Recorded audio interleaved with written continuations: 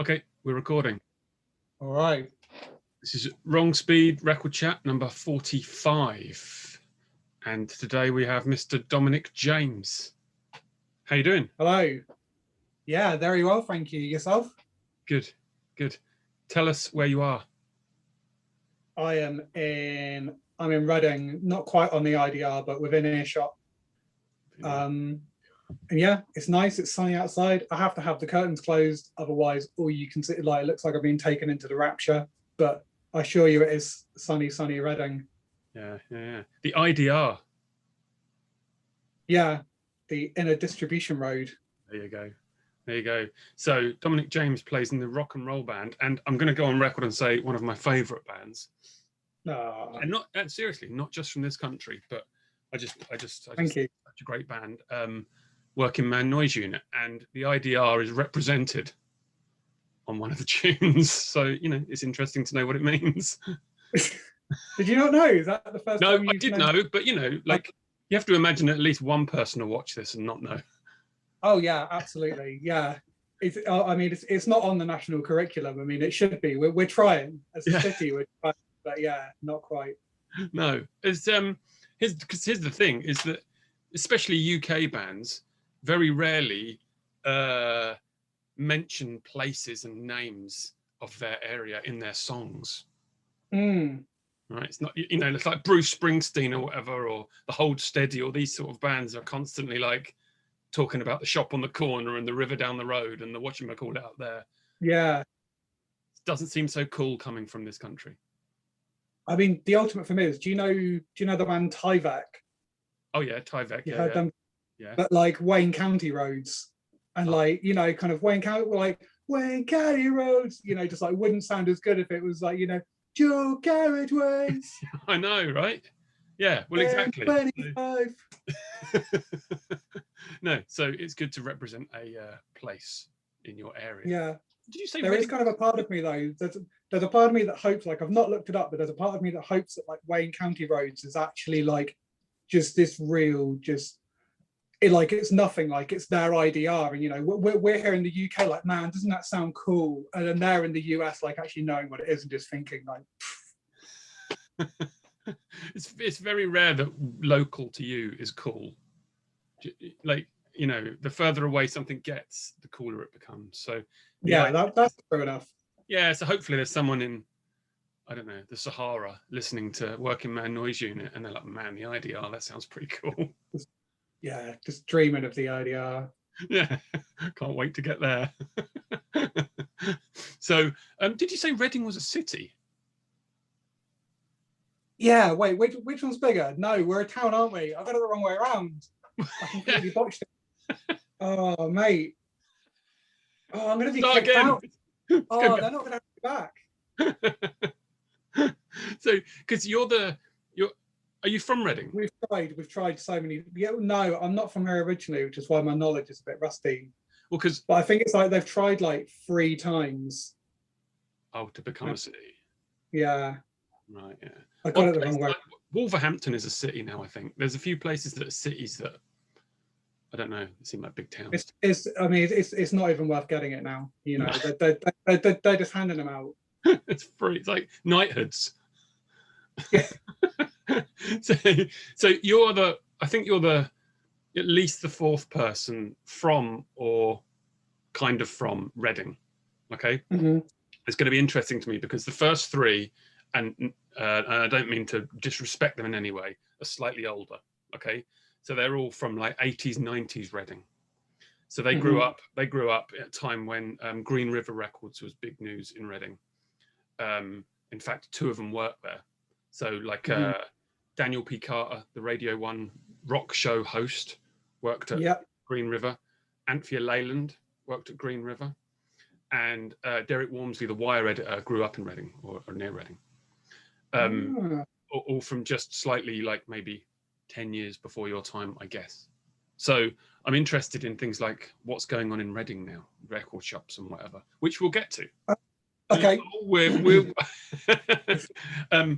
we don't want to get that. No, we don't want to get into it yet.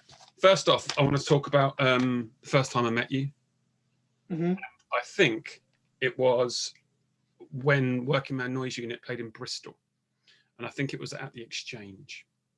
So I think we actually met very briefly before this at the Supernormal that we both played together, because it relates to something in my pile. It relates to the thing, like to one of the records later on. But we met very briefly because we have a mutual friend in Ben, whose house you live in.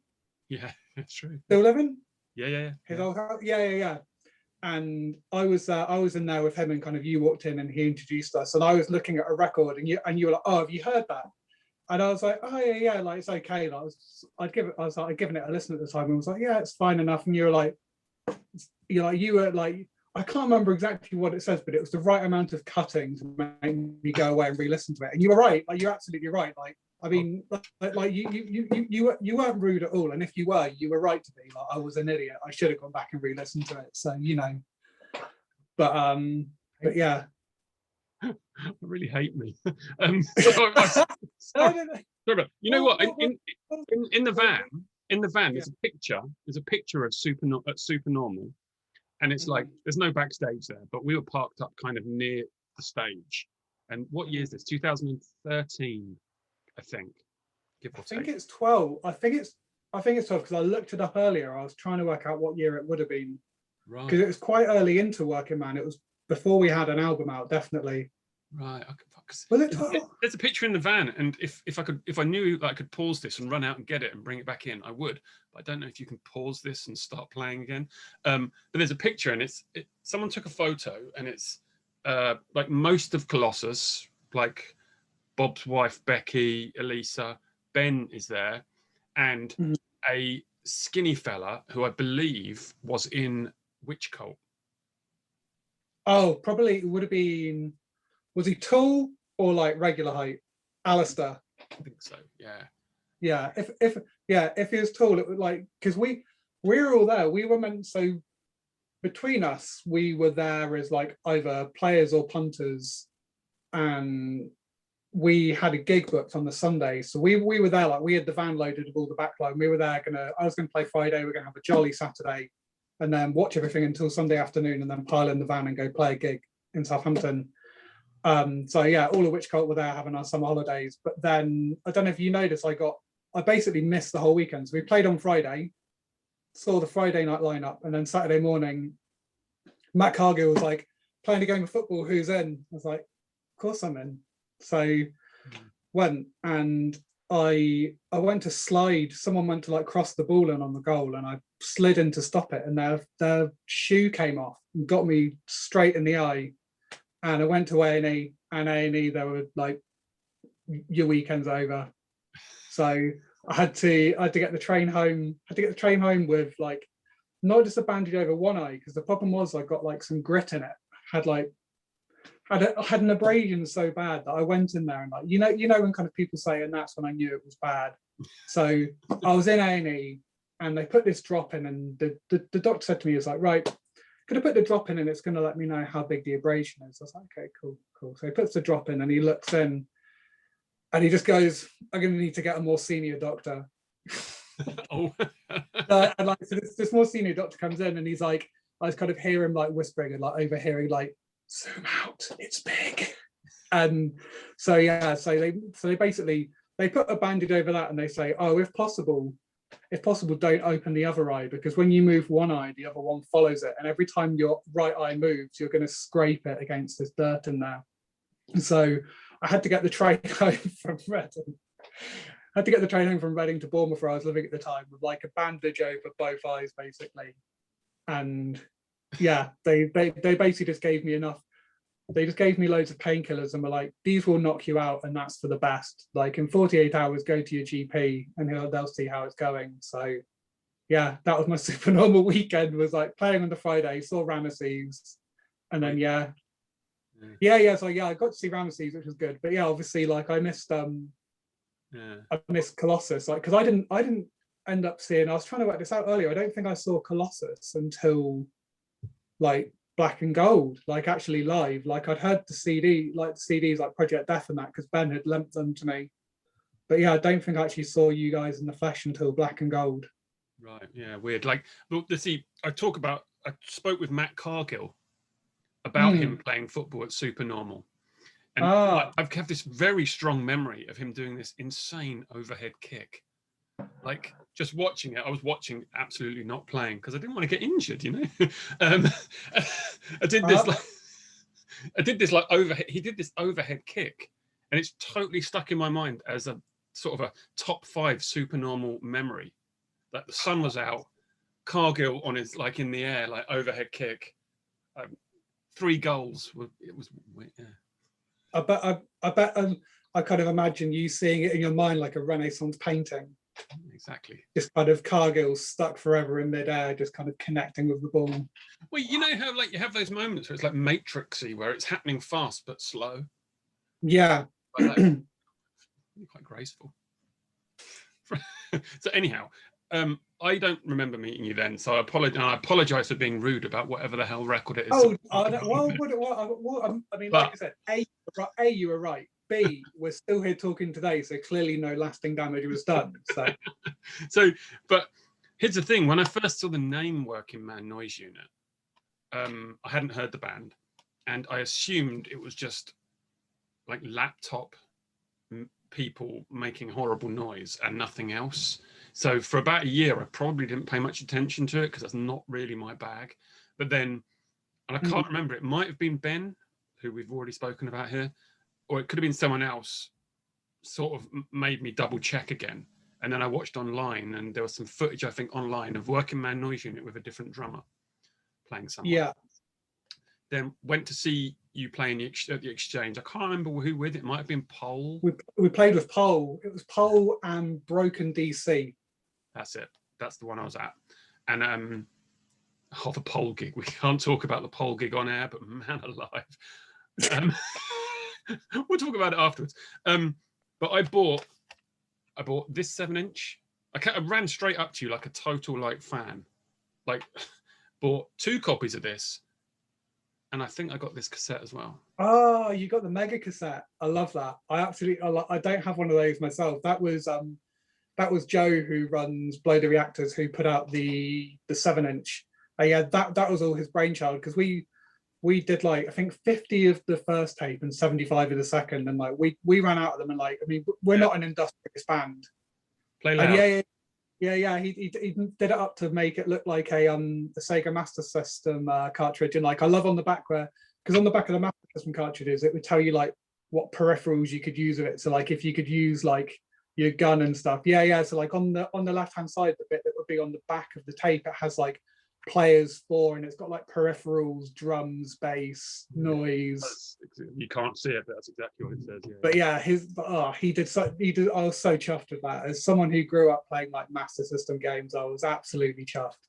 Yeah, sort of. But yeah, so I picked up this. I bought 2 copies of the 7-inch because I remember distinctly I had £10 and you had no change.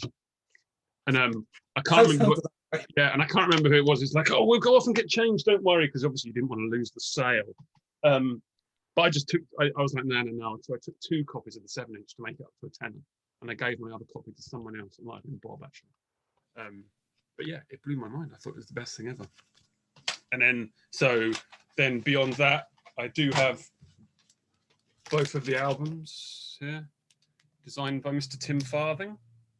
Oh yeah, again, absolute stunner of artwork, like so good.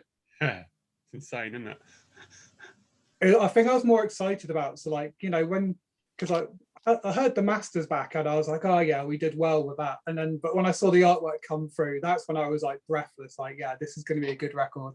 Yeah, so if anyone like the Cuckoo sleeve and some Henry Blacker sleeves, and he's done other art as well. If you ever look, you can see a little TF in the corner of all his artwork. That's Tim Farthing. Yeah, really nice, isn't it? And this couple of masterworks, love them. Yeah. So I ended up doing with them Riot Season. How did that happen? I think Sam was responsible for that, but I think it was as simple as looking at kind of labels that put out bands that were kind of like us, like, you know, around our size, around our racket in the UK, and we sent Andy an email And I mean, you know, from working with Andy, like it's simple. Like I think we probably sent him an email with the files, and we just got a 2-word reply back, you know, just being like, sure, what next? Or, you know, like I love working with Andy because it's like there's just no faff at all. Like you kind of, you know, he doesn't waste words. Like, you know, we probably sent him the WAVs, and he was like, you know, how many copies, what's the artwork? And yeah, I think for the first one we did 500 copies, which is why the second one is only 300. He's probably like resurfacing a shed like Neil Young did with that album of copies of play. So sorry, Andy, if you're watching, sorry. I know. He loves it, I'm sure. But if people don't know these records, like, you should definitely tuck in, because I've been thinking all day about how to describe the band to someone that doesn't know them. It's really, I know you said you went to Riot Season because it was bands similar to you, but there's no one really similar to Workin Man Noise Unit, especially in this country, that I can think of. It's sort of kind of MC5 Stooges is the music, kind of bluesy, but with like a sort of a Wolfizey vibe to it somewhere as well. But it's totally ripping. And then you do there's a cover recently you did of a Stooges song, 1970, right? Yeah. Which that was just because we Anthony Baba Yaga's Hut asked us to play the Funhouse night, like his one that he does. I think it's like 9 until 5 a.m. or something silly. And we were like, well, you know, we were like the Stooges. We're playing this thing called Funhouse, so we'll learn the song of Funhouse. And I think we went through and probably found the easiest song to play on Funhouse, which was 1970. Yeah. Yeah. And then, but you record, because but you put it up for download for, what was the charity you did it for? It was for Gendered Intelligence. Cool. Yeah. Yeah, because we basically we went in and recorded with Wayne, and I think we had like 9 or 10 songs, and then we said if we've got time, then we'll record a couple for like comps. So we redid Working Man's Blues from the first tape, and we did 1970, just kind of thinking, oh, you know, just have them in the bank. So when someone says to us, oh, do you want to do a split, or have you got anything for this compilation? And we can, you know, be like a proper band and not have to be like, yeah, give us a year and we might have something. I know. Which is like our attitude to everything else, is like, you know, people come to us, it's like, oh, have you got anything for this? It's like, no. Do you think you have anything? Do you think you have anything kind of like in the next 6 months? It's like, call us, you know. No, sorry, we'll call you, you know, when we're ready. But yeah, kind of it worked out well. Like it was an anniversary of Funhouse coming out, so we put it up for download, and like, yeah, just decided that a charity could use the money at the time. And yeah, Gendered Intelligence is cool. Yeah, a right-on charity. A right-on charity in it. Yeah, in a not today, and the download is still there, so people can go and check. Yeah. And yeah, any money that we get for it is still going there, you know, periodically, just counting up how much we've done and then sending it off. And yeah. Cool. And so here's the other thing, is how many times now have, I don't have the answer to this, I'm hoping you have a rough idea, of Colossus played with Workin Man Noise Unit? I knew you were going to ask that, and I should, like, because so I've got a spreadsheet now of every gig Workin Man I've ever played. Yeah. Because I needed, yeah, that was a belter. Although I think that's the only time Colin dropped the ball on the G, no apostrophe, because it should be Workin Man Noise Unit, and we still got him down as one of the good ones, but yeah. Yeah, why? Yeah, why would he do that to you? But so my memory is that we played. So that was in Brighton. We did Brighton. We did the Lexington, and we did Bristol, the one with After Burning Water and Gum Takes Tooth, and the London one was Wolves, us, and you. Then we've done the 2 in Europe. We've done 1 together in Reading. At least, yeah. Yeah, maybe one and like a double dot bash all day where we played together. Yeah. So like, yeah, 7. If you want an exact answer, I've got a spreadsheet now. Like in the first lockdown, I needed a task to fill my mind. So I went back through Last.fm, I went back through Facebook, I went through like basically anywhere, like my big pile of posters, to try and work out every gig Workin Man had ever played. So I've got them all catalogued now. I've got like date, who we played with, awesome, where it was, like notable things that happened, and I've got about 80% of the posters as well. Oh, awesome. Which, yeah, I mean, it was lockdown. What else are you going to do? Like, it was one of those things that when you go on the X's website and you see they've just got like, they've got an incredible, I mean, and they've been at it way longer than we have, playing way more shows. Yeah. But they've got every single one listed out, and you can see how many they've played with, every single band, and even down to like, when they played in Reading with like Sun Skeletons. So Sun Skeletons, local superstars, have got, they're on the X's website, forevermore. And that's brilliant. Yeah. So I can get, I reckon it's about 7 or 8, but I can get you an exact answer. No, that's cool. I have really fond memories of the Europe one, like Utrecht and Liège. Yeah. It was good because we'd done about 10 or 11 or 12 dates, and that was the last 2 dates were those 2. And I knew that as we were getting near, like, it was kind of a little boost at the end, because like, 10 or 11 or 12 dates for us in a row is a lot. Like, let's not kid ourselves. Like, we're not like one of those like be on the road for 6 months type bands. Like, by that point we're like, oh man. And it was a nice little sort of boost to see all your stupid little faces. Well, it was funny because like when I saw you like announce those tour dates, I think I've not long just finished reading your book, and I swear in your book you say like, oh, Colossus will never do more than like 5 or so days away at once or something. Like, I swear there's a line in the book where you're like, kind of, we'll never do a long tour. And then I just saw you announce it, and I was like, good for them. God damn. Honestly though, it was one of the best tours we've ever done. It was really, really excellent. And like, everyone we dealt with was brilliant. But then getting to Utrecht and knowing that we're playing with you guys, and we're playing at the DB's venue, which is just awesome. That was phenomenal. Yeah, such a good space. Yeah. Like, it was a real boost for us. And then, like, obviously you ripped it up. And that night we all stayed in the same house, but Colossus slept in the shed. We slept in the shed of this house. Like, yeah, because I imagine it's probably decided, because we stayed at the venue kind of being Brits abroad, because we're only 1 day into tour, and like, and you guys went back a bit earlier, so you had to go through the house to get to the shed, and you probably smartly decided that if you slept in the house, you probably maybe got a better night's sleep, but you definitely would have had us kind of like clambering over you a couple of hours later. So yeah.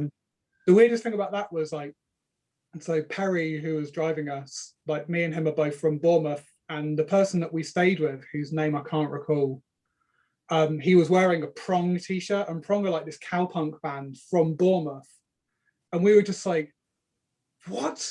We've kind of come all like, the furthest we've ever played away from home, and it's like there's this guy just wearing this kind of local band t-shirt. What? What were they called? Prong? Prong, yeah. No, Pronghorn, sorry. I always get confused. Yeah. Pronghorn, that was the one. Yeah. No, if Prong were local to Bournemouth, that would be class. But no, Pronghorn. Yeah, a classic New York band from Bournemouth. Yeah. A lot of people don't realise how big Bournemouth actually is. The boundaries go a surprisingly long way. And then we played Liège the night after. I always like playing Liège. And if memory serves, we played at whatever the hell that venue's called, I can't remember, but we stayed above a different venue. Yeah, like weird, like bed, which is a venue we've played at 2 or 3 times, the other place that they opened up. Was it Cultura we played at? Cultura with a K? It's very possible. Your memory is almost certainly better than mine on this, but we stayed above God damn, I can't remember the name, but we stayed above a different venue, and they have this thing in Liège where that venue, even if it's not being used, will open up the accommodation for other venues in the city. So touring bands can go to that venue to stay. It's a really good arrangement.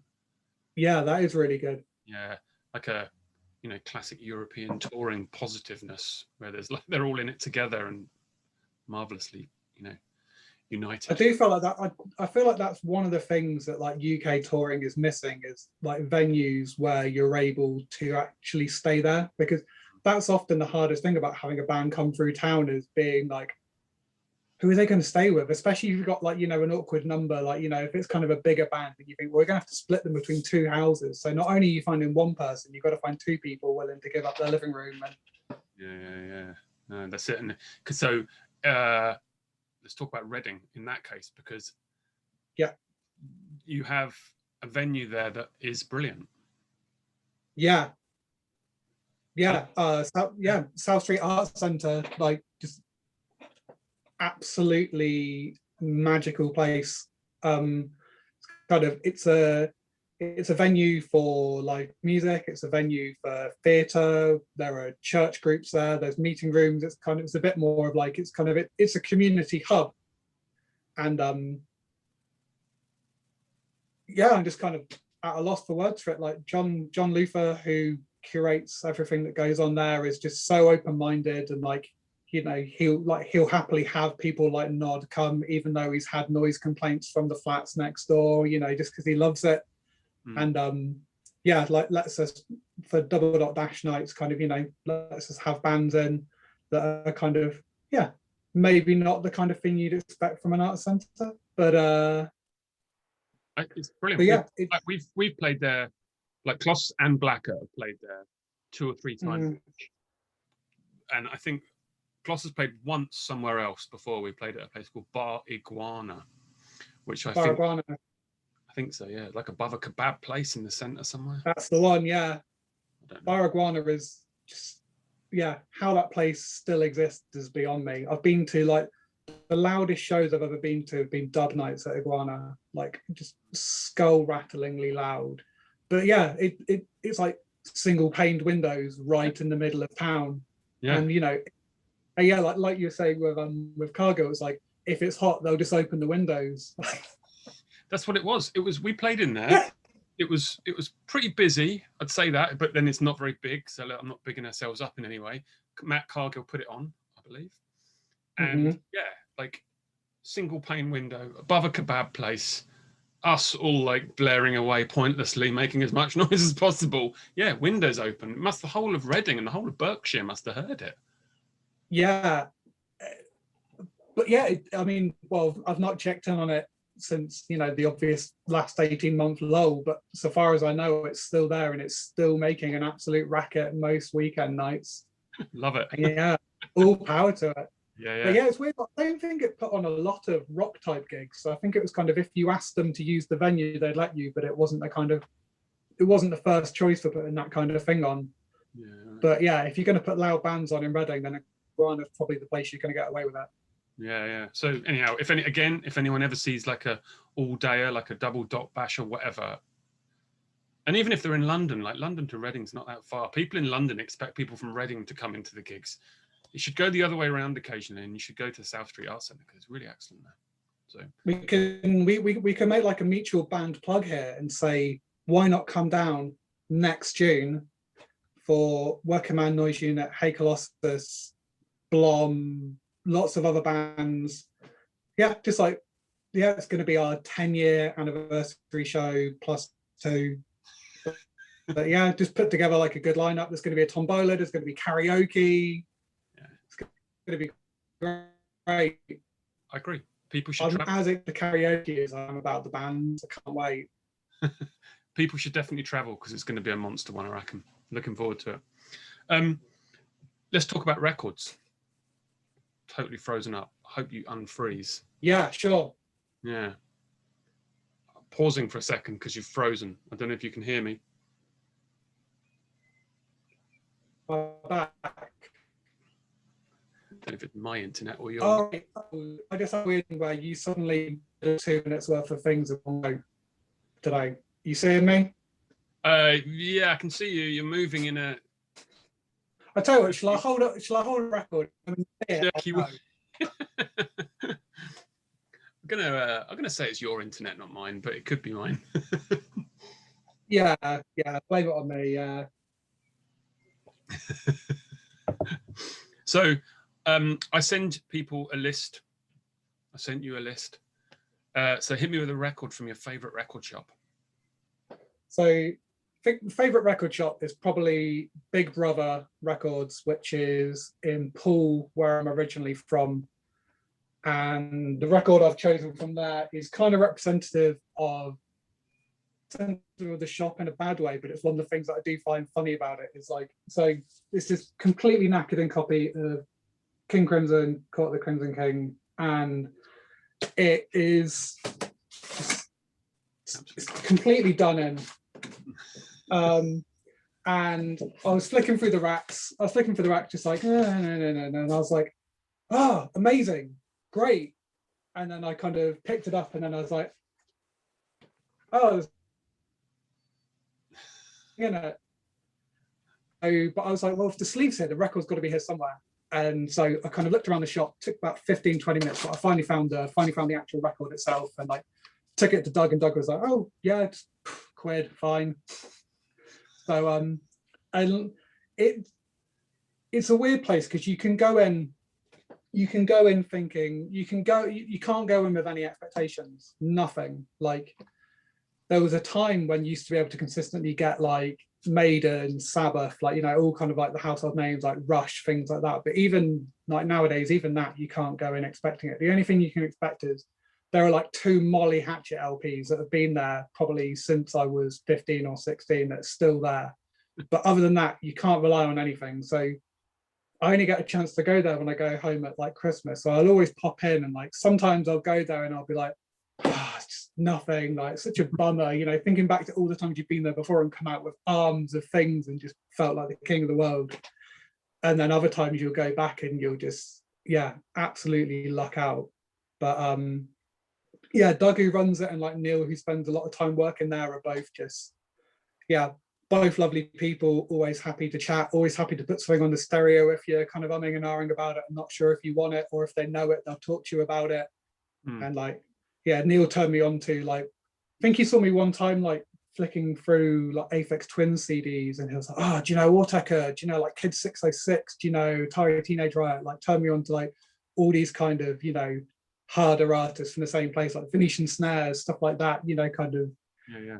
And yeah, like what you want from a record shop, where you want to go in there and you want to see things that you know, but more importantly, you want it to be a gateway to things that you don't know.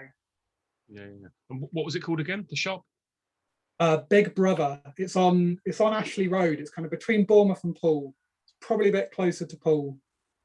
And yeah, I couldn't even tell you what else is down Ashley Road nowadays. I mean, you'd only be going for Big Brother. There's not a lot else around there. But yeah, it's like you never know what you're going to find in there. Like found a first pressing of Dystopia, Human Equals Garbage, which like this amazing like sludge band. And yeah, like £8, great condition, still had the booklet. And but yeah, what's it doing in Bournemouth? Like what's the copy like?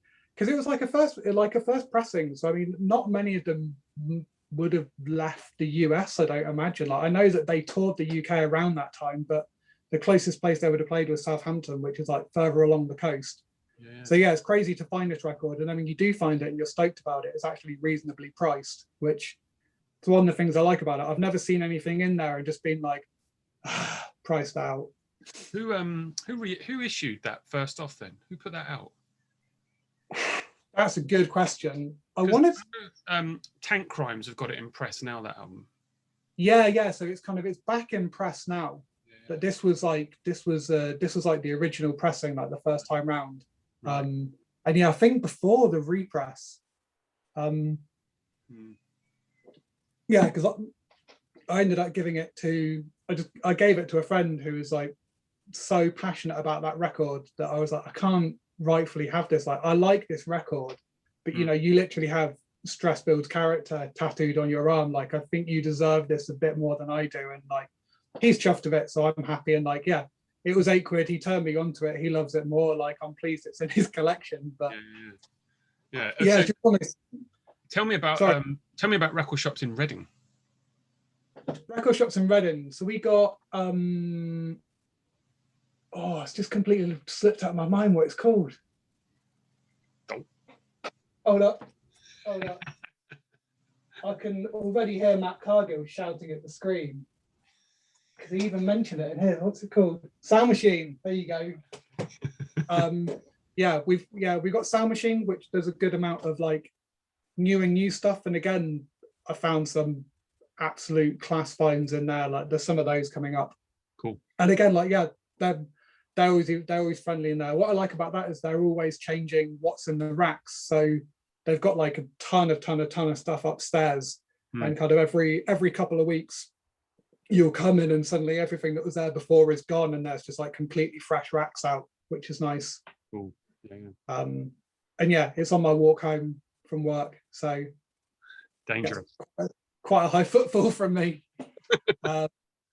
And then and we've got the Oxfam. There's an Oxfam music shop as well, which gets quite a lot of good stuff through it. And again, I've had some real good finds in there over the years. And the dog out, classic. Yeah. Crazy dog.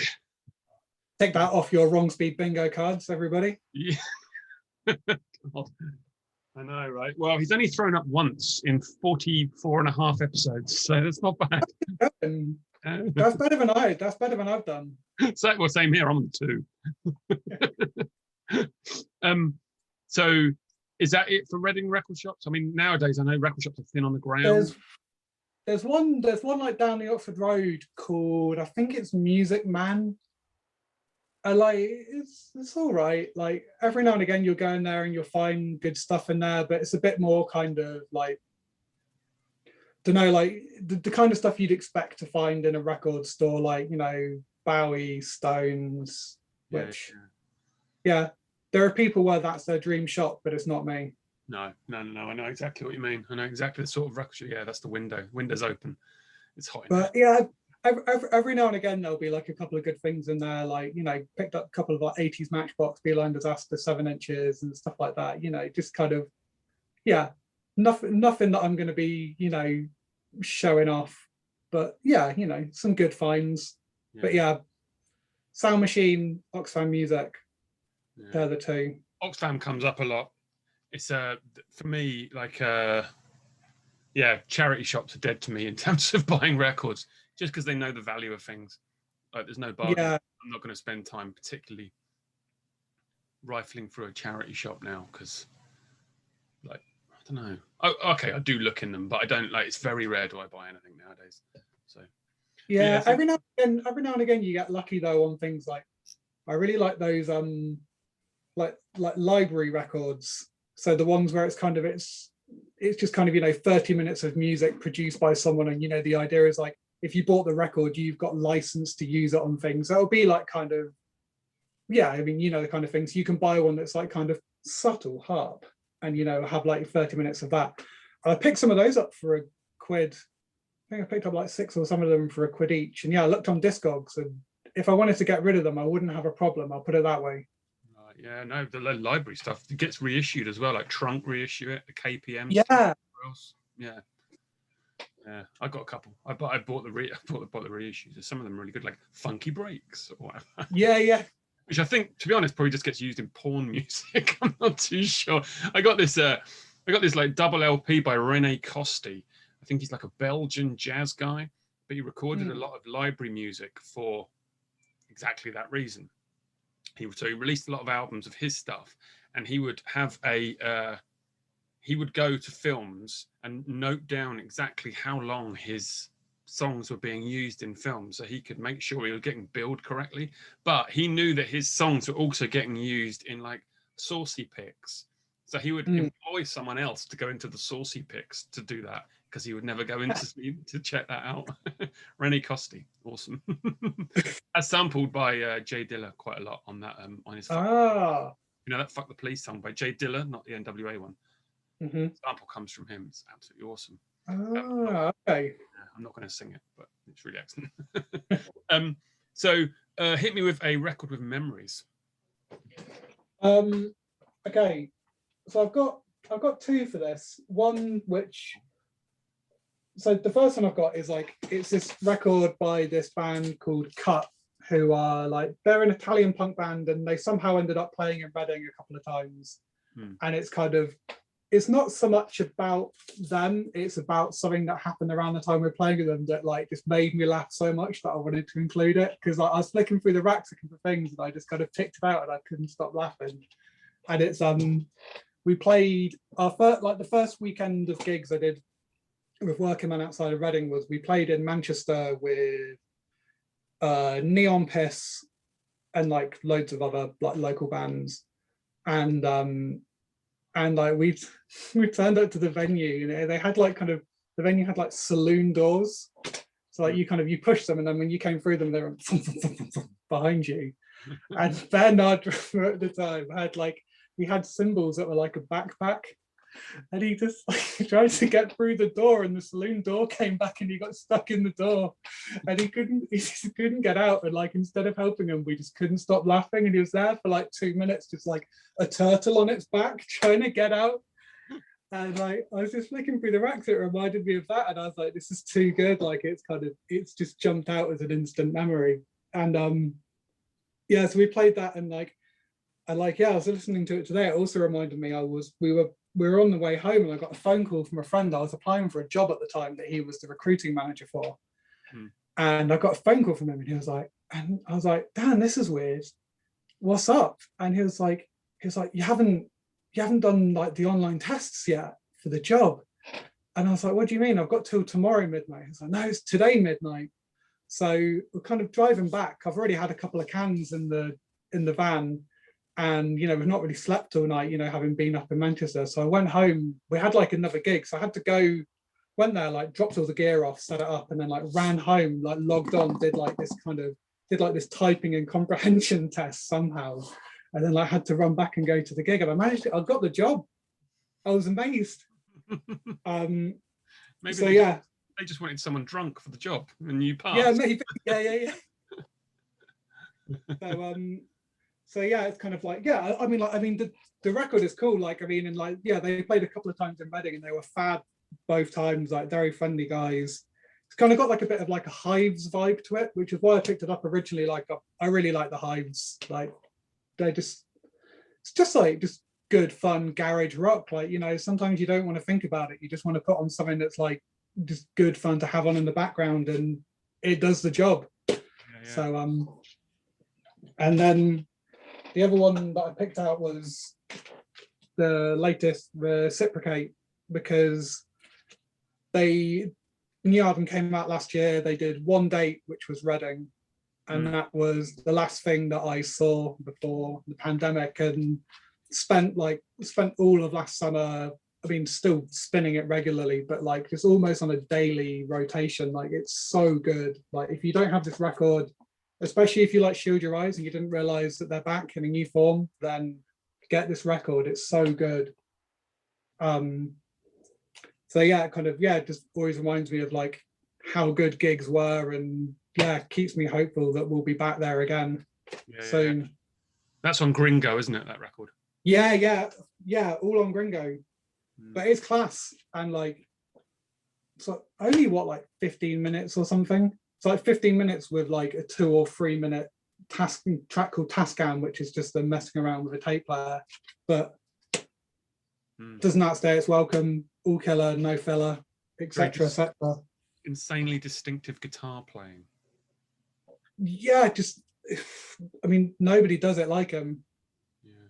I mean, you know, you won't see many other bands standing on their guitars playing harmonicas. So standing on their guitars playing harmonicas at the same time, you know, you won't see a lot of that.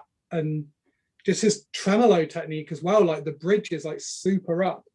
So when he's playing, he just like hammers his palm into it to make the whole tuning just jump at points. Yeah. But yeah, outstanding band, like absolutely love them. Have you seen them live before? Shield Your Eyes, yes, not Reciprocate. Like, am I right in thinking there's like 2 of Shield Your Eyes, drums, guitar, of course, and it's the third person from Wolves. Yeah, Marion Andral. Yeah, she was in Wolves, wasn't she? I forgot about that. Yeah. Yeah, who I really like, and so we have that connection because we obviously played that gig. It was the 3 of us played. Yeah, I bought that record based on the strength of like the sound check. Like they sound check with Renew, and I was like, this is amazing. Like that's a sale. Like it's again, absolutely cracking record. Like I mean, that easily could have made it in for the memories thing because that was such a great gig as well. I think I actually I have a little pile here of like UK bands. I think like I don't know. I love to represent as much as possible in terms of like UK bands from our world releasing records. And I think that some of them don't get a fair enough like rep worldwide for being awesome. I just got a couple here that I don't know if any of them mean anything to you. So there's a Mob Rules record. Do you know that band, Mob Rules? Oh yeah, Mob Rules was so good. Yeah. Fab, like Mob Rule. Did we play with Mob Rules? Hold up. Yeah. I'm fairly certain we played with Mob Rules. I'm fairly certain we played Mob Rules. It was us, Mob Rules, and Perspex Flesh in Nottingham. And Perspex Flesh were good. Oh, Perspex Flesh were absolutely killer. I played with them a couple of times in various different bands. I don't know if I'm going to be able to find the poster, to be honest with you. Let's just assume. Oh, here we go. Well, there you go. Mob Rules, Perspex Flesh, Guilty Parents, Workin Man Noise Unit. Oh, what a lineup! And yeah, that was stuck on a name as well, which just such a great venue up in Nottingham. Like Bolty, who runs it, is just absolute superstar. Like, yeah. If you see a record and it says recorded by Bolty on the back, then you know it's going to sound great, and chances are it's going to rip as well. Just he's recorded so many great bands, and just absolute lifer. Like he's so great. Like he runs it stuck on a name as a practice space, a gig venue, and a recording space, and like everything he does sounds amazing. And like you'll see him there at gigs, just like bottle of Buckfast in one hand doing sound, and like the gig sounds amazing. You talk to him and he's like, oh yeah, I'm in here tomorrow recording, and like you're like, wow, I don't think I'd be functioning tomorrow. And then like you hear the record and you're like, he's done it. He's only gone and done it. Yeah, that's great. I think we played there once or twice. Great little spot. Yeah.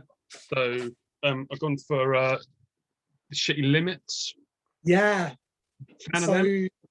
Yeah, in fact, I got from Specialist Subject today. That came through the post today. Oh, it's sweet. The Dire 7-inch. Yeah. And because they're a band that I know, like we've played in like the subsequent band, like played with the subsequent bands like Good Throb, Personnel, but I wasn't in Reading in time to see like Shitty Limits. Like I think they were done by the time I was even aware that they were a band. Right. So I'm kind of like, I'm trying to like piece together a collection now through Discogs and the like. But yeah, such a good band. Such a good band. I think I've got 5 or 6 7-inches by them as well. Yeah. Like I didn't even realize that this one I bought it because I was buying something else from Specialist Subject and it was like £3. I didn't realize that it's like about 5 minutes worth of music. Yeah. But every minute's going to rip. Like. Yeah, exactly. Can't argue. I went. I think Todd a bit of that influence on Workin Man Noise Unit. Todd are one of those bands again. Like I think they'd kind of been and gone before I got into the world of it, and like I've listened to the record a couple of times. It's never quite clicked with me, but I mean, yeah, like a band that is a Riot Season classic. Yeah. And I mean, well, because I think Shit and Shine played the last all day we did in Reading as well. So Craig. Yeah. Shine by that. I almost like forget that happened because they played like around dinner time or something. It really threw me. I hadn't been paying attention to what time it was, and I walked into the room and it was like, sounds like Shit and Shine. It's like 7 o'clock. What is Shit and Shine doing on? Yeah, they were on directly before us because we watched them. We were kind of setting up and watching them at the same time. We must have gone on at 7:30 or whatever because there was a slight crossover, but I remember watching them like totally into it. I'm going to hold this up. We've talked about Matt Cargill. Let's talk about Sly and the Family Drone. Oh yeah, fantastic, like so good, and they've only gotten better. Like since the introduction of like having a sax in it, it's just ramped it up to another level. And like they were no slouches before, but yeah, I think so. Absolutely amazing. I was like interested to hear that he said that they'd done some recording recently. Like I'm really, really keen to hear that. Because I think he said that on your chat with him that they'd done some kind of recording under lockdown. Yeah, I break all the news on this channel. You can rely on. Yeah, hey. They had it screen printed on. Is that the right way around? I don't know if that's the right way around. I think so. Is that the right way around? That's the one. That's the one. Yeah. But yeah, so, I think and total like I don't know, like heroic character as well, Cargo. Yeah, like had so much fun when we had so much fun touring with them. Yeah. And yeah, just like I don't know, they're just one of those bands that it's like they're just always good to play with, because you know that the set's going to be great. You know that the hours of like sitting around waiting in the venue are going to be amazing because they're just all such nice people. Like, yeah, they're just one of those bands like when you see you're on a bill with them, you're just like, get in. Yeah. Gotta hold this one up because I saw you mention it the other day online, and I think I actually think this record could be like a long-term classic. And it's the flipping heck, yeah, absolutely amazing. There you go. Here's a question: how do you pronounce it? I think it's just hairs. Okay.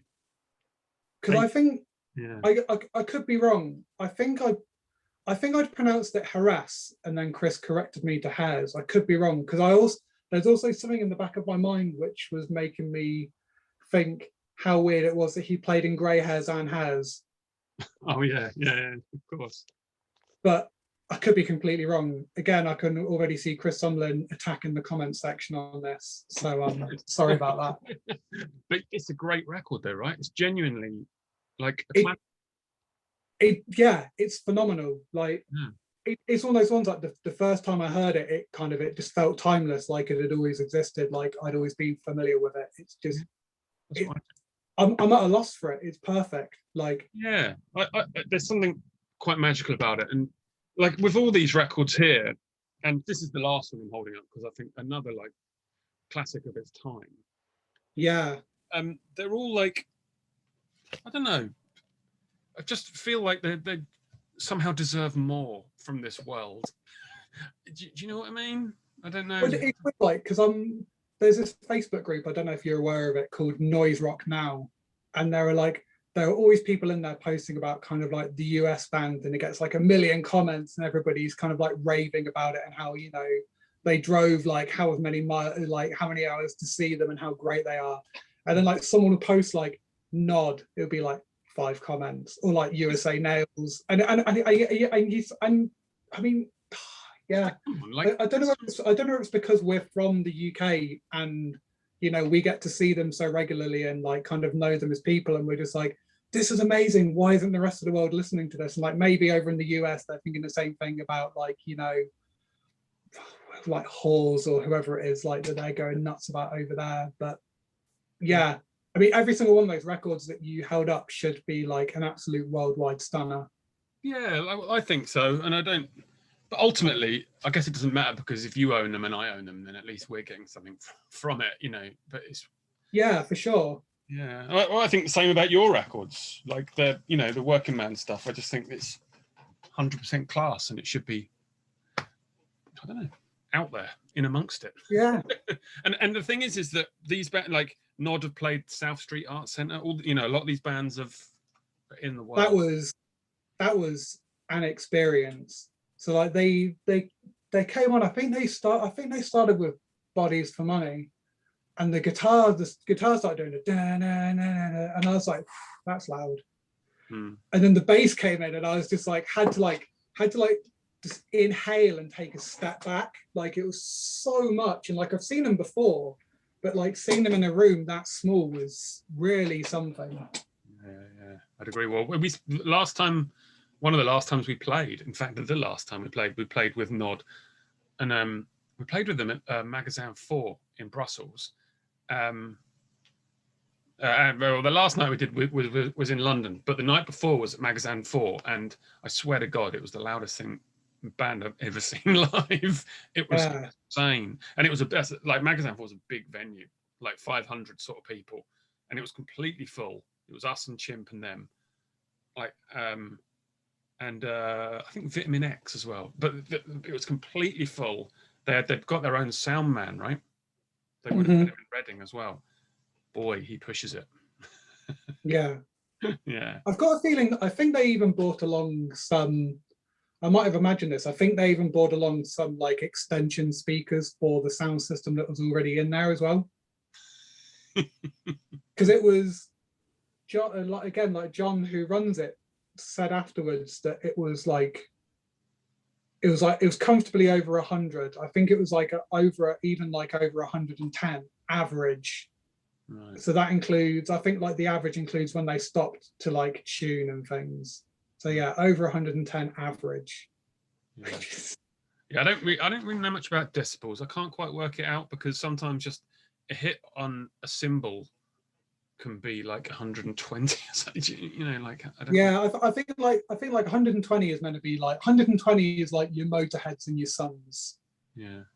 But yeah, I'm never sure where they measure it from, like whether it's like right next to the cab or whether it's like where you're stood in the audience. Yeah. But yeah, yeah. All I can tell you is it literally knocked the wind out of me. So yeah, awesome band though, awesome. Oh yeah. Hit me with a bargain find. Minutemen, double nickels on the dimes, and that was £10 from Sound Machine, which was a bargain. I mean, a bargain for the reissue, but it's all like it's an original pressing as well, so it's kind of definitely a bargain find. And yeah, I was just stupidly pleased to find it. Like, I mean, I love this record, and again, like it reminds me of like the friends that turned me onto it, like being in vans, like hearing it for the first time. Like, you know, you just hear the car start up and then the bass comes in, and like you just don't stop from there. Like, it's amazing. It's just, yeah, such a fantastic record. And having seen what it can go for, finding it for a tenner, I was very chuffed with.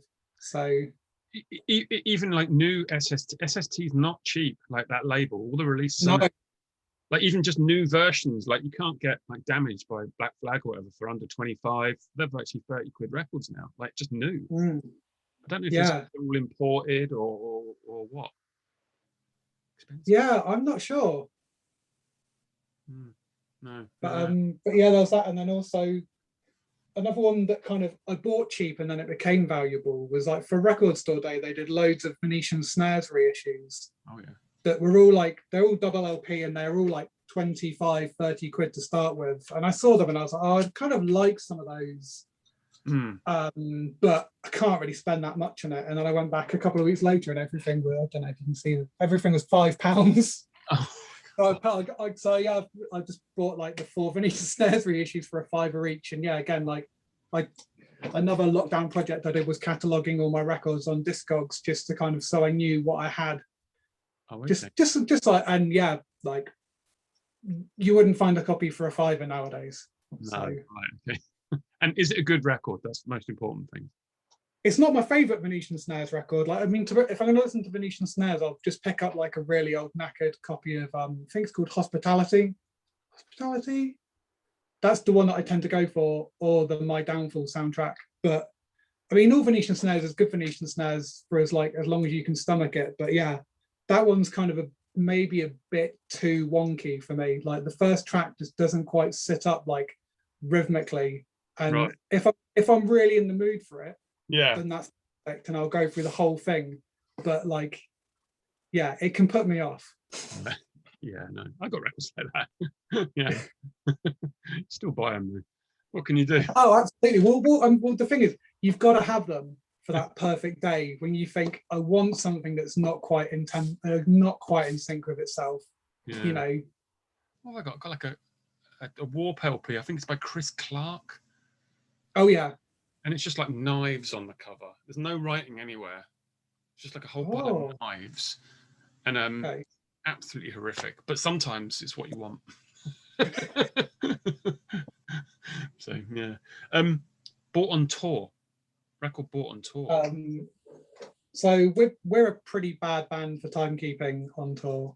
So record buying opportunities are slim, but we played at the Audacious Art Experiment in Sheffield, who put out this Cowtown Dudes versus Bad Dudes record, which I loved it before, and it was really hard to find a copy. Like I tried on like the Cowtown Bandcamp. I even tried on the Audacious Art Bandcamp for like ages to try and find it, because I don't know what year this came out, but it'd definitely been out for a couple of years by the time we played there. And I looked for copies, and this was before I was on Discogs. And I was like, oh, I guess that's just a record. Maybe I'll find one day. And yeah, we just turned up to Audacious Art, and because they put it out, they just had like about 5-10 copies just like sat in the rack as soon as we walked in, staring back at me, and it's like luminous cover. So yeah, picked that up. Absolutely chuffed of it. Yeah. That's that's a tiny venue. Oh, that venue, I don't know if it's still going. It's tiny, isn't it? The same people are still doing a venue. I can't think for the life of me what it's called, but like, yeah, the Audacious Art as you know it is closed down, and they've moved space, but they've started doing something else. I want to say it's called like the Hub or something, but I could be imagining that. But the same people are doing a space in Sheffield. Right. But okay, again, my information is only as correct as 18 months ago, so yeah, no. I'm rooting for them. Yeah, I think the guy from Cowtown did our sound in Leeds. Yeah, I think he does sound around there. I know that, like, I mean, you can't just be in a band in Leeds. I know that much. Like, you have to be at least in another band, or be like running a label or a venue or any number of these things. Yeah. Sounds exhausting. Yeah. So you're saying that Workin Man Noise Unit don't hit up record shops when they're on tour? Not really, no. I think mainly because me, Sam and Jamie have kind of an interest in records, but like John's not really fussed, and it's like you don't really want to like drag a member of the band around something that they don't want to do. And normally our behavior on the road means that a lie-in is preferable to going around a record store. So I mean, it's like, yeah, I'm not going to record stores is like entirely our own fault, only have ourselves to blame, etc. Yeah, well, we got to well, so when we played Utrecht with you, we made sure we made sure we got to Utrecht about like 6 hours early. Like, we got up early. I can't remember where we played the night before. I cannot. It's irritating me that I can't remember. It might have been Berlin. It might have been Hamburg. But anyhow, we got up. We got to Utrecht super early, and we hit every single record shop in Utrecht before sound check. And we all bought records. I bought On the Corner by Miles Davis for starters, and a couple of others. And everyone did. We hit up every single record shop, and it was absolutely awesome. For me, it's part of the memory of the tour. Like, we're sort of, we're not really big tourists. We're not going to go to the Eiffel Tower when we go to Paris, but we will go to the record shop. And it's the same for pretty much every other city we go to. I just love it. So, and I think everyone in the band likes it. And by this point, I don't care. Well, I mean, they've all come on here talking about how much they enjoy records. So, I mean, it's kind of, yeah, you can kind of assume they must enjoy it, right? Yeah, I think so. Yeah. It's part of the deal for us. So, but also, like, you can buy records on tour, just like from the merch table, or on holiday. Yeah. On holidays on tour as well. So, yeah. Any thoughts about record shops abroad that you've been to that you like, or have you been on holiday and discovered somewhere? And I went on holiday to, where was it? It's somewhere in the south of France that basically my friend was living, and he was like, "Oh, you've got a week off, just like come over and we'll hang out." And we went, and I went to a record shop, and it had like, I couldn't even get through half of it before I was like, right, I've spent all my money. And I didn't even get to like, they had like an entire section for like Power Violence and Screamo, and I just couldn't even look at it, like, because I bought, at the time it was really hard to get a copy of the Portishead third album. Oh yeah.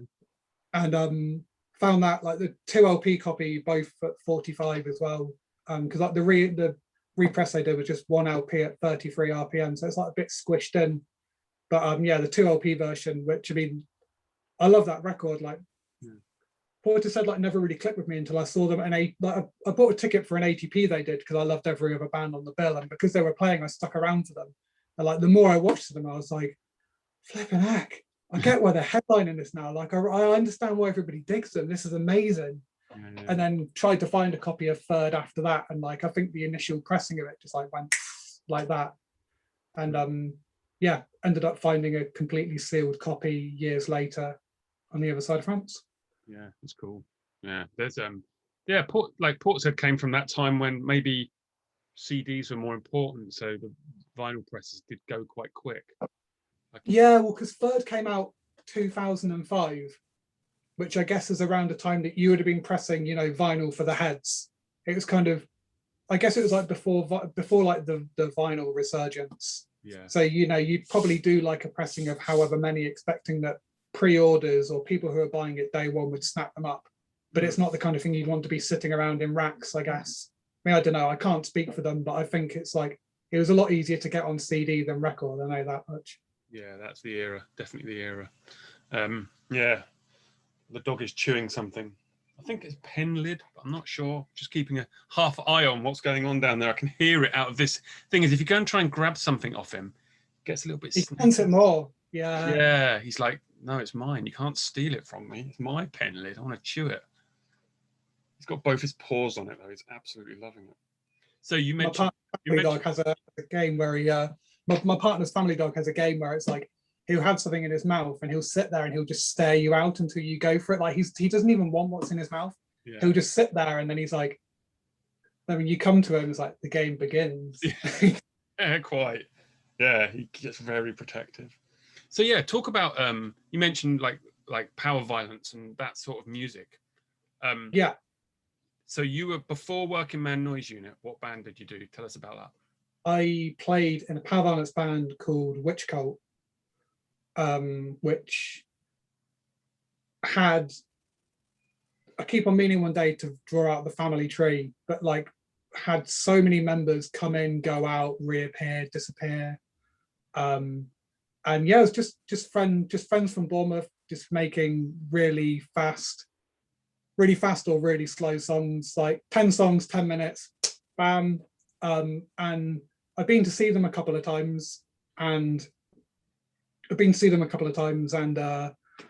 was away on holiday somewhere at the time, and they just sent me a message being like, hey, would you play bass for us this weekend? And I was like, yeah, sure. How's this going to work?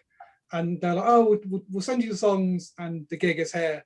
Yeah. So yeah, so just like tabbing songs on a train home from Cambridge on the Wednesday, and then playing the gig on the Saturday, and then yeah, fully paid up member. But yeah, a lot of fun. I think the second gig I played with them was like supporting Death Grips, which was like super intimidating. Like I still just barely knew how to play the songs. There's like a video of it online, and I'm just like staring at the fretboard, like just kind of like really worried I'm going to play something wrong. But yeah, Witchcult was a lot of fun. Like we had the opportunity to play with a lot of cool bands, made a lot of good friends, like made a real lasting impression on my life.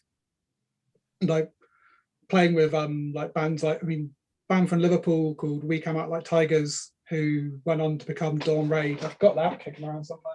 Oh yeah, the Dawn Raid record's good, the one I've got. Yeah, we Come Out Like Tigers, and like I was so excited for this record that like had like a limited edition that came like in the screened mail in the mailer, and it was like numbered, and I kind of got in there like number 1 out of 50. Your name on it. And ended up being late to work. I was like working like the worst job I've ever worked in my life, and I was like, I don't care, I'm just gonna like turn up late and just get bollocked for this, because I'd really on this record. Yeah, like a lot of their lyrics are kind of based around, I mean, they're like, you know, from Dawn Raid, an openly anarchist band, you know, believe in collective action and just like the collective bang of people treating people right.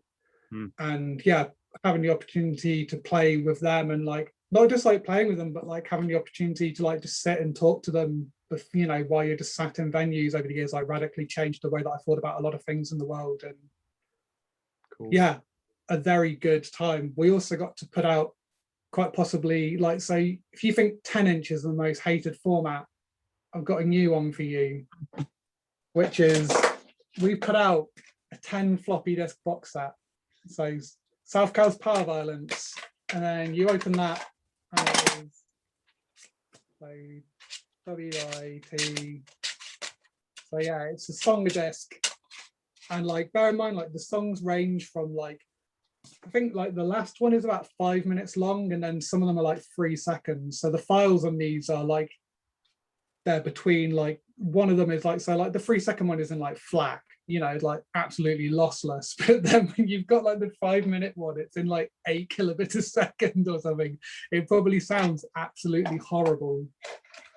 But yeah, that was a friend of ours called Adam, who did noise for us occasionally live, and he did a floppy disk label, and was like, I was like, well, the record's been out of press for ages. How would you feel about doing it as a floppy disk box set? And it was like, absolutely. Like, why would I not do this? I've been looking for that record, the Witchcult record, for a while. I've never really seen it. It's always been too expensive. It's it's bonkers, because I didn't play on the record. I joined them after that, and kind of I just picked a copy up out of the merch box and like had it at home, and like, you know, I spin it every now and again, but it's like I've heard those songs enough to not need to play it very often. Yeah. But again, cataloging on Discogs, I was like, it goes for what? I know, yeah. Yeah. I remember reading about the band at the time and checking it out, but never picked the record up. So yeah, it's weird, that one, because it's like we got like, there's this YouTube channel that does like loads of power violence and grindcore uploads. And they uploaded our demo, and like, I don't know how it happened, but it ended up getting like 200,000 views or something. But what that means is it's like, so there are, you know, all these things like Wish, you know that website Wish, where it's like, it's basically like, it's kind of, you know, it'll like, the whole idea behind Wish is it's like you search on there for things, and it's like, yeah, we can do that for a $5, but it will take 2 weeks to come, because we're going to manufacture it on the other side of the world, where we can make it for nothing and ship it over.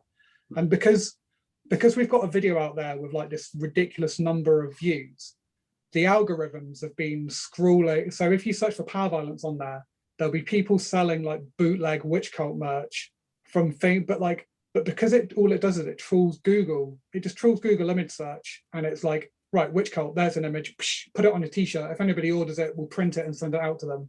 So there are like t-shirts on there of things that we like, just things that we'd like uploaded onto the WordPress in like 2010 and like never thought about. And they're like, yeah, that's perfect, put that on a t-shirt. And there's a tape cover that I know for a fact that the resolution that they're printing it at just doesn't exist.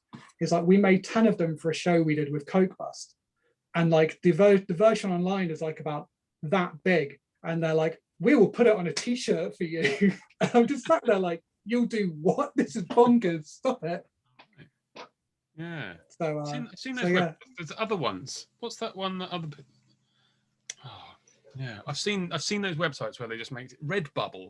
Is it Redbubble? Is that the company I mean? Yeah, Redbubble's like a more credible one. So like Redbubble's like, if you create a design, you can put it on there, and they basically front the cost. So instead of you buying like 100 t-shirts with your logo on and then having to have them sit in your spare room, they're a company where they will like professionally print logos onto t-shirts. So you send them a high quality thing of your graphic, and if someone orders one, they'll print it, they'll ship it, they'll do all that for you, and you get a cut. But but yeah, like Wish is like a bit more lawless. Right. Yeah. Okay. I just think it's hilarious, the fact that like, kind of, I'm able to see that like this algorithm has just like taken the ball and run with it, and is like, just thinks that someone wants this horribly pixelated like tape cover that we did like rushed the night before a gig to try and make petrol costs, like on a t-shirt. Even worse, like it's an all black tape cover and it's on a white t-shirt, so it just looks horrible. It's just like this black box on a white t-shirt. Like, awful. I'm buying it. Let me make a note. Okay. Record that people wouldn't think that you would dig. I mean, I kind of figured like, so play like in a band with noise in the name, like no one's going to be surprised at like the Noise collection or the Rock collection. So I basically went with a collection of like, I'm an absolute sucker for like pop music. So like Immaculate Collection, like unbelievable. Like, could you press a better 4 sides of vinyl? No, you cannot. Move on. Better Off Alone by Alice DJ. Again, just like my ultimate song of the 90s. Like, I love it so much. I pulled a muscle in my neck when it came on the radio once, and I had such like a visceral reaction to it. I was like, yes! I just pulled a muscle in my neck on the way to band practice. So yeah, Alice DJ, Better Off Alone. And yeah, Britney Spears, One More Time. Again, just like amazing. Saw her in Brighton a couple of years ago and it was incredible. I mean, like, I know she mimed the whole thing, but like it's kind of, it was unbelievable. So yeah, just pop music, like it's so good. Like, and I thought I was out, I thought I was done with it, and then I got that job that I got after the show in Manchester was like being like a numbers drone for Tesco at their head office, and I ended up moving to the music team. So like I had to kind of do numbers, like all their ordering numbers for like all these top 40 things. So I just kept on getting sent all these CDs of like pop bangers from around then, and I was like, oh, that thing, you know, just when I thought I was out, they dragged me back in, and yeah, I just got like really heavily into it again. But yeah, pop music's great. I love a well-made pop song. It's brilliant.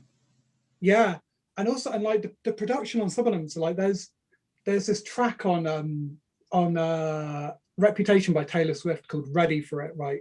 And if anyone watching this has any interest in like the band Author and Punisher, right? So like just like industrial kind of like really pounding, like if you've never seen Author and Punisher before, like go on YouTube and just put in like Author and Punisher. This guy is like created it looks like what you drive a tank with that creates the sounds. But anyway, the beat behind Ready for It, right? Shut your eyes, pretend it's Author and Punisher playing it. Same thing. It's so good. Like the beat goes so hard, and like because I thought that album was like rubbish, and I wrote it off, and then I saw like The Body put a post out on Facebook being like, these are albums we've been enjoying recently, and like Taylor Swift Reputation was on there, and like I went back and checked it out, and they were completely right. Like it's amazing. We played with Author and Punisher. Did you? Yeah. It was Sumac, Colossus, Author and Punisher. We played, don't know, Nijmegen or somewhere in like Holland or Belgium or somewhere. And he was a lovely bloke. Homemade, yeah, all his stuff was like homemade, like mechanical, yeah, like you said, like really odd, like machine. Yeah, like if he like brings his right fist forward, it's like the bass drum, and like if he twisted, it's the snare, and it's like, yeah, it's like his crazy microphone as well. That like depending on where he screams into it, it kind of changes how it pans coming out of the speakers, and it's amazing, absolutely amazing. Yeah, and the thing is that like there was like a big backstage area because it was like one of those sort of venues, and it was the European, I think it was a European Cup final. Liverpool were playing someone. I wasn't particularly following it, but I know that Liverpool were in the final, and he's an enormous Liverpool fan. And is he? Yeah, and so is Paul, like our singer, and the two of them are like studying this. I think they might have even just been watching it on their little phone or whatever, you know. It was really funny watching them both like, oh yeah, something about the European Cup final, because he's American, right? Yeah. So that was weird. Fair play. Yeah, but no, I think the pop music thing's interesting because if you follow in any way underground electronic music, especially electronic music, like you can hear a couple of years later what was happening in underground electronic music hit the mainstream. And one of the big things for me was I remember buying I think it's a Zombie album. I think it's called Dedication. Maybe an early 4 AD one that he did, you know, like as in Zombie, Where Were You in 92? That Zombie. I'm pretty sure that that Zombie. exactly. That zombie. Absolutely love that record. But I'm not really talking about that record, because that record's like a brilliant record, but it's like a yeah. It's a very different beast to his other stuff. Yeah. His other stuff, though, if you listen to the early stuff, he was very hi-hat orientated. Like a lot of his rhythms were on the hi-hat, and everything else is just worked around it. And I remember thinking at the time, that's a pretty radical way to do rhythms. And he might not have been the first to do it, but he was kind of underground. And the first time I heard it, a couple of years later, every chart song seemed to me to be hi-hat orientated. And I was like, I swear they're getting this from 2 years ago zombie stuff. Like, that's how it filters through, right? Oh yeah, absolutely. Like, the influence was just, that's pop music. Like, and then they do it really well. And then they sell millions. Yeah, I mean, that's it. It's like some of the, like, I think that's the thing about that, the Taylor Swift track, is it's like the production behind it is so powerful, because I mean, I dread to think how much money they threw at even just that one track. So I mean, it just like, it sounds incredible. And yeah, I don't know, pop music. Well, I wonder with like, especially like the big things like Taylor Swift and that, you know, like when big films get made, and then I have like a private viewing for 100 people, and then those people will say, yeah, I didn't like this, and I didn't like that, and I didn't like this, and then they'll just recut a whole film to like please that 100 people. Oh, I wonder if they do that with pop music. Okay, here's a new Taylor Swift song.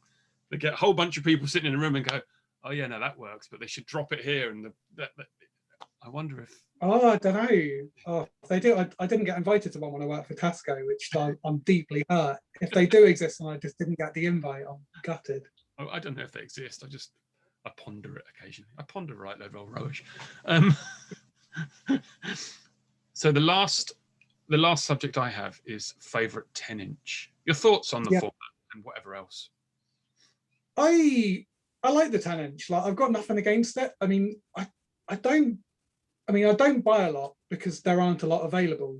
But I've got records that I love that are 12 inches that you think easily could have been a 10-inch. Like, I think the 10-inch isn't fighting a fair fight, because all the things that could be amazing 10 inches, I just press to 12-inch now. Right, yeah.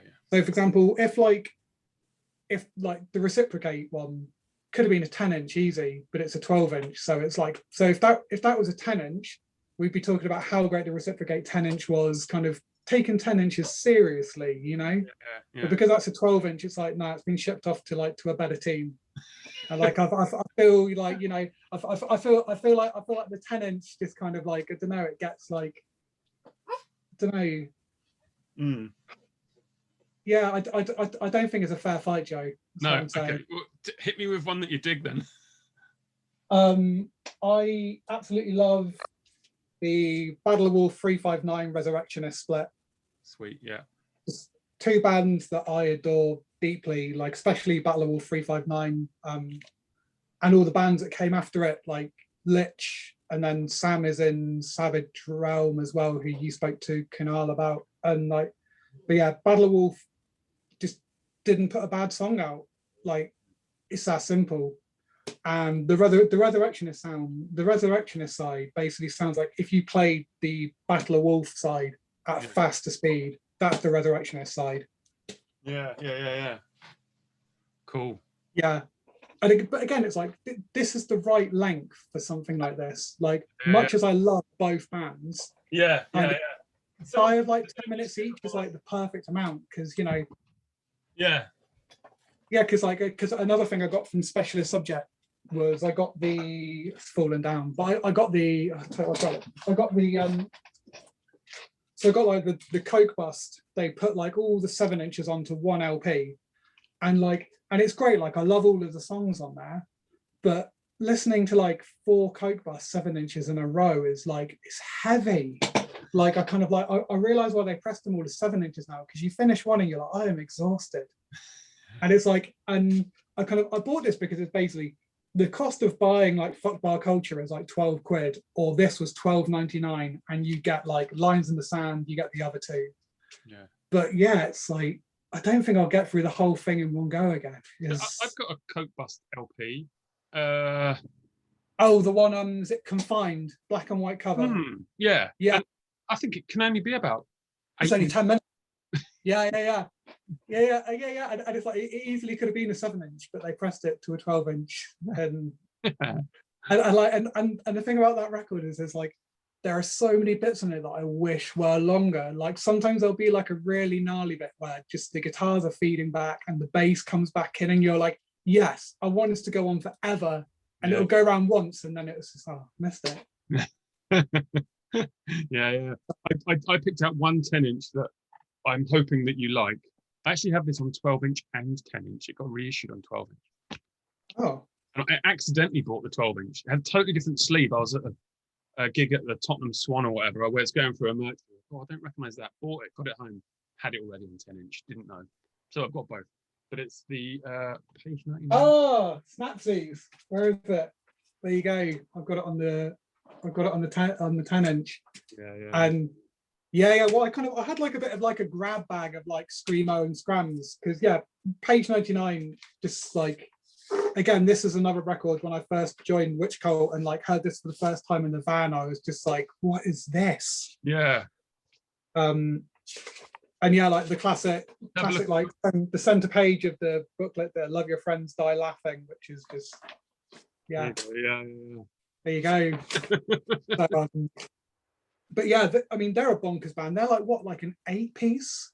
Yeah. But it's like it's an 8-piece. Like I know it's two bassists, like two bassists, 3 guitars, 2 vocals, and a drummer or something. Yeah. And I mean, like, imagine over here trying to get gigs and it be, you have enough trouble getting a bass cab as it is, let alone 2. Yeah. And like 3 guitarists. Like, are you mad, guys? But I love this band. And what they stand for and everything else. Just like, I love all that stuff. Does the 12 version have the list on it?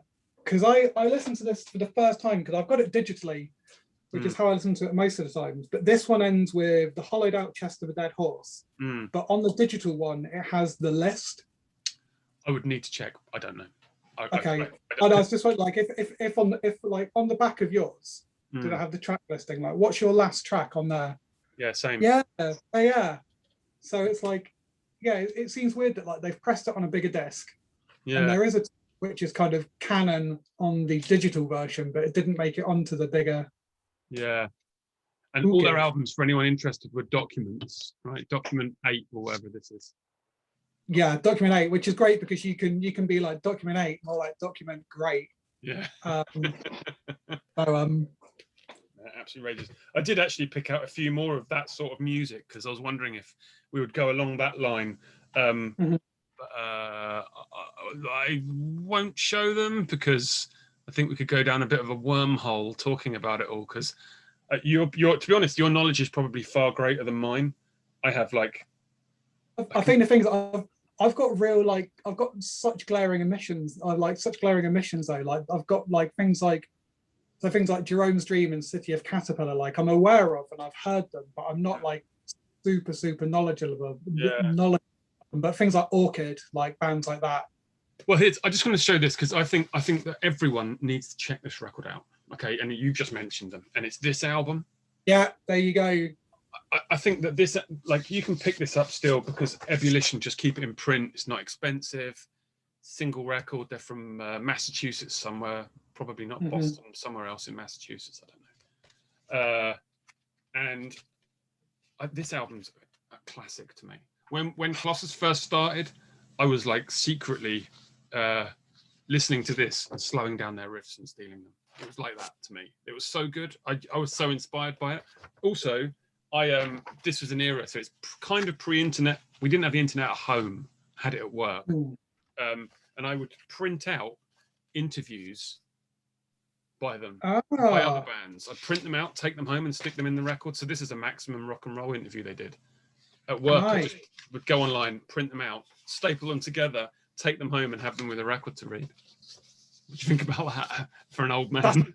That's an excellent use of company resources, and I fully support it. Seriously, that's the sort of crap I did. But yeah, it's funny you say about slowing down the riffs because we were Witchcult were asked if we wanted to submit a track to a tribute to Orchid, which Dog Knights Productions ended up putting out. And I wanted to do Amherst Pandemonium Part 1 and 2, because that riff at the end, it's like, and it just like, and it just loops a couple of times and the next track comes in. I was like, right, that's the bulk of the song. We play that, we play it slow, we play it for a long time. But unfortunately, like, I think someone else picked the song and then we couldn't decide what else we wanted to do. And then, yeah, like all good bands, you just don't submit it on time. But yeah. But yeah, Orchid. Yeah, you could slow down every riff on that record and you could have an incredible sludge record. Yeah. But I mean, is it 45? Could you do it yourself? Is it a 45? Could you play it at 33? Could you? Is it? I think it's 33 RPM. It's already. Here we go. Because I love doing that with I love doing that with 45s, like playing them at 33 and just seeing how much harder they'd go at a slower tempo. Does not work the other way though, does it? No, absolutely not. So do you have any other records you want to talk about? Yeah, so the one that I shunned at Supernormal was Typical System by Total Control, which has gone on to be just one of my favorite records, maybe of all time. Like, it's certainly my most listened to. Like, if ever I'm at a loss for what to play, I'll just pick this up and I'll always go for it start to finish. Like, there's no stopping. It's great. Like, and even the tracks when I first listened to it, and I was like, because like Glass is amazing, Expensive Dog and Flesh War back to back are just like unstoppable. But even ones that like things like Systematic Fuck and Liberal Party, I was like, on the first couple of times through, I was like, I could give or take them. But like they've just become like, the more I've listened to it, the more they've become like an essential part of the experience, and like I wouldn't trade them out for anything now. But like Black Spring, like that riff, like one riff going on for like what 7-8 minutes, and it's like, it's not even like a long or complex riff, but it's just so good that you just never want it to end. And yeah, also how they get away with spanning so many different types of song in one album, but it still sounds cohesive. Like I think that's what blows my mind most about it, is like just how things like Hunter can exist on the same record as Systematic Fuck, and you're not there like when it changes style between the songs, being like, what happened? Have I still got the same thing on?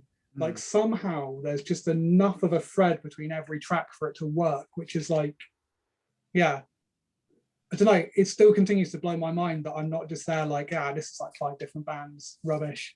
Yeah, it's brilliant. They're such a great band.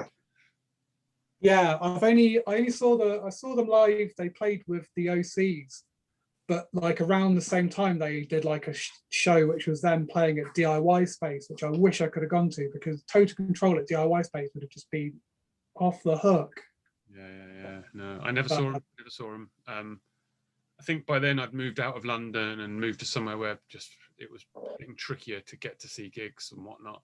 But yeah, great band. Absolutely love it. I don't even, are they still going? Because I know that they're in no rush to put things out, because the last thing they did was like Laughing at the System 12-inch, which was like 3-4 years ago now. Yeah. Do you know if they're still going, or? I don't know. I know that they do a lot of other things. They're part of Eddie Current and whatnot else.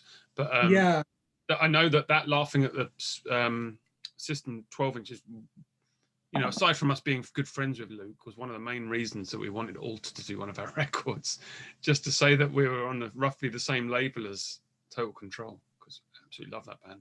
So, yeah. Anything else you want to talk about, or show? I forgot. All right. So I purposely put some things down here that I was like, I remember to show these at the time, but I didn't. So one of the things, if you're ever in Big Brother in Bournemouth, so Big Brother is like a time capsule, right? So this was bought like in the last 3 years, and it's like just X-Files postcards like from the 90s. Like so these would have come out like when the series originally aired in the 90s, and they just sat behind the counter because no one's bought them, and they were like 25p each, and like it's amazing, like Iron Maiden Power Slave badge, which is like kind of official merchandise of the era. Again, just sat by the counter, £2. And that's what I love about it is even if you go in and there are no records, you'll be like, is that an Iron Maiden Power Slave badge? Oh yeah, amazing. And also, like when you're saying about bargain finds, so this is like my favorite one because this is totally accidental. So Aphex Twin Selective Ambient Works on cassette, which I bought the first one because I was like, oh, I've got it on record, but like I'd like it on tape player just to like listen around and about. And it was like 50p from Oxfam Music. Cool. And I was like, oh, it's good. It's nice to have a copy of it. That's good. And then I saw a second one in a house, like a what do you call it? When basically they've kind of, it's just like a house clearance shot, like house clearance place. So it's just like in this huge box of tapes that clearly someone had just like lugged out of their garage. And I got that for like 25p. And again, I was like, oh, it's just like it's 25p. Like I'm not going to leave it there for that. And like I got Pod by Breeders as well, 25p, like from the same batch. And I was like, oh, that's cool. Like, and it wasn't until like my friend Dean was here, like flicking through my tapes, and he was like, whoa, you got a copy of Ambient Works on tape? And I was like, yeah, I got 2 of them. Like I found them, and he was like, do you have any idea how much that is worth? I was like, I paid like 50p for it. What could it be worth? And it's like, I mean, they're not in great nick, but if they're in good nick, it's like £100 a tape, basically. Jesus. Because they've been repressing the records, but the tapes they just did one run. Yeah. And like I had no idea at the time. Like I just bought them because I was like, oh, I like Aphex Twin and it's 50p. Like I'll just buy a copy. But yeah, that was my bargain find. But because it's smaller than a 12-inch, I just completely missed it when I went down. But I guess the only other thing was another record I wanted to talk about. It's just like a recommendation because someone turned me onto it and I'd never heard of them before, and my life was richer for it. It's like if you're into like Coneheads and Uranium Club, like that manner of like kind of wacky punk, then the Natural Man Band, living in a chemical world, is amazing. Yeah, living in a chemical world with the Natural Man Band. And it's like eight tracks, like 20 minutes on Lumpy Records. And it's great. It's kind of like similar to Coneheads, how it's kind of, it sounds super blown out, but there's always like a melody that you can follow. And it's accentuated in this by the fact they've got a sax player who's basically just following the lead melody line throughout the entire record. It's kind of, so it's got the sax, and like there's the vocalist has got like a synth as well, so like in key points there are like bits of noise or like kind of like rhythmic hums brought in, and like just makes it like a bit more than like just a punk record. But it's great. 8 tracks, 20 minutes, and again it's like it's one of those things where you think like the first 2 tracks, like The Hammer and Working Nights, are just, if that was a 7-inch, that would be like one of the best 7-inches ever pressed. Like I don't think that 7-inch would ever leave my turntable. And like the rest of the record is good. Like Chemical World is amazing, like Help Us on the Way, like it's all good. But like those 2, even if it was just those 2 and it was like side A, side B, it would be worth buying. But like the whole thing is great. But again, it's like, this is what I was saying earlier, was could have been a 10-inch. Could have been a 10-inch. It's not fair, is it? It's a 12-inch. It's not fair on the 10 inches. You know, I could have been there telling you how good this 10-inch from the Natural Man Band was, but I can't. I've been robbed.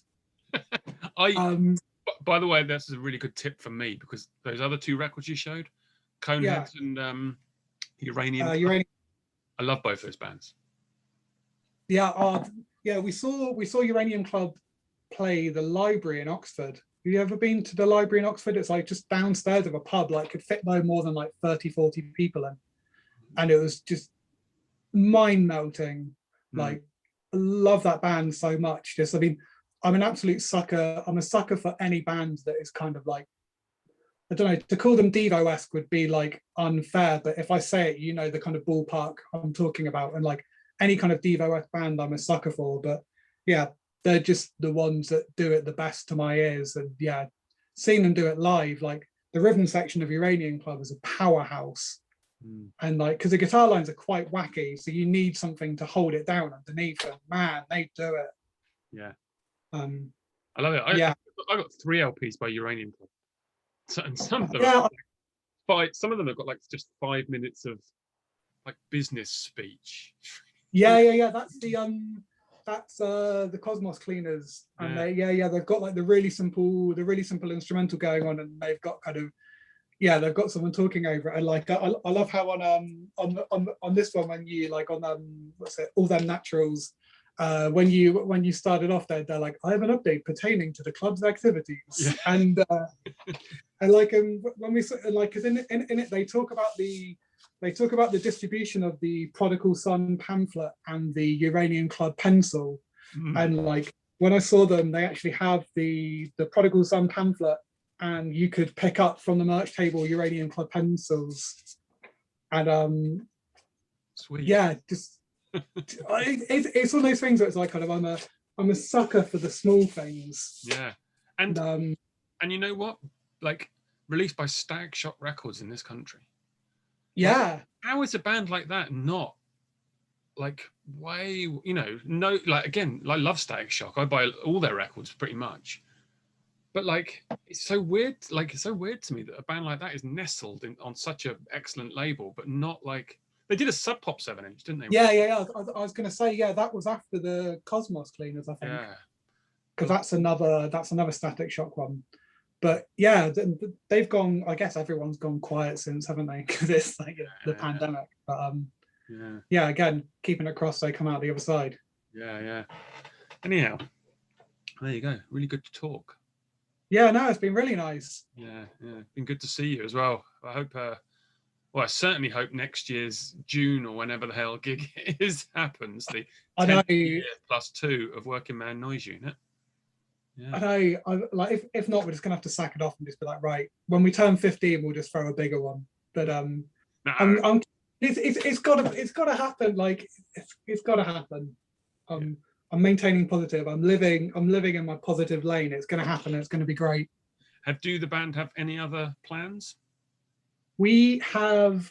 So we're playing Raw Power at the end of August. Hopefully. I mean, who knows? Hopefully. I'd love to. I mean, like Chrome Hoofer headlining, which I'm absolutely losing my mind about because I've loved that band for so long and never got the chance to see them. Like, still kicking myself. They did a show which was Chrome Hoof headlining and Health supporting, and it was Health around the time that they were doing Die Slow, that amazing EP they did around 2009, and I just like, it's one of those things on the night I was like, I'm not feeling it, I'm not going to go. And then like afterwards, Chrome Hoof just stopped operating. I was like, I'm an idiot.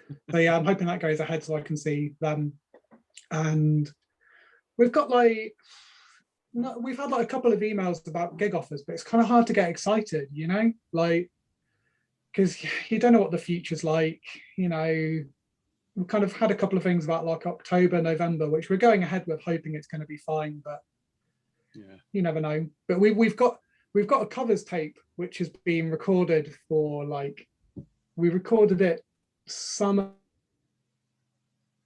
2019, and all we needed to do was do the vocals. That's all we needed. And us being us, we sat on it for 8 months, and then we missed our chance, and now we've been sat in a pandemic for 18 months. So just quickly, because you did freeze up briefly. Oh, sorry. So so you recorded a covers tape, you say? Yeah. So we got another covers tape recorded. Cool. That will be coming out at some point. But yeah, we didn't get. We didn't record vocals. We needed to overdub vocals because basically we fucked the song up so many times that Jamie was not able to give it its proper well at the end, which is completely on us. Like we should have learned the songs before we went into recording. Basically, like we really let ourselves down.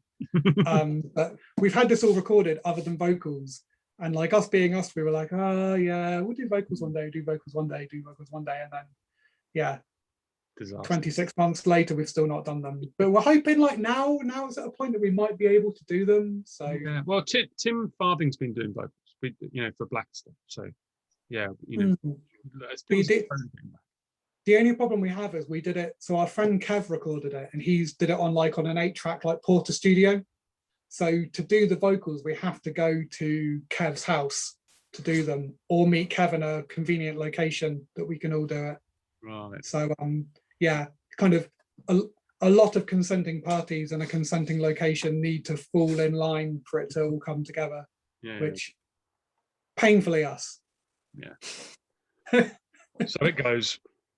Yeah, absolutely. I mean, but on the plus side, you know, when it comes out, we'll just look like we're really quick out of the gate after the pandemic. Like, you know, everybody's going to be there struggling for studio time, whereas, you know, we're already in the bag.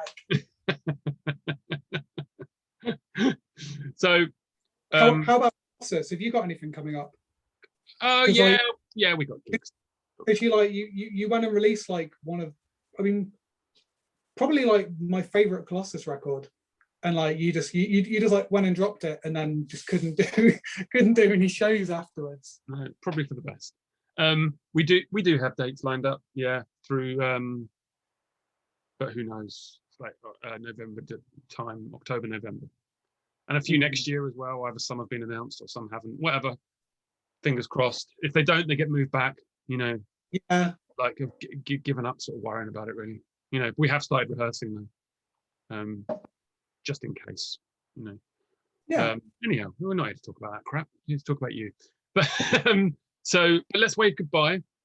Yeah. And we can say goodbye properly once I've pressed stop. It's really good talking. No, it's really nice talking. Thanks for having me on. It's been really nice. It's been really nice to talk, like not at a venue, you know, without kind of some sound system blasting some filler on in the background. It's been nice just to like hang out and chat. Yeah, it's been cool. And let's hope we do it soon. I'm going to press stop now. Let's wave goodbye. Come on. Oh, right. You've got to wave. See you later.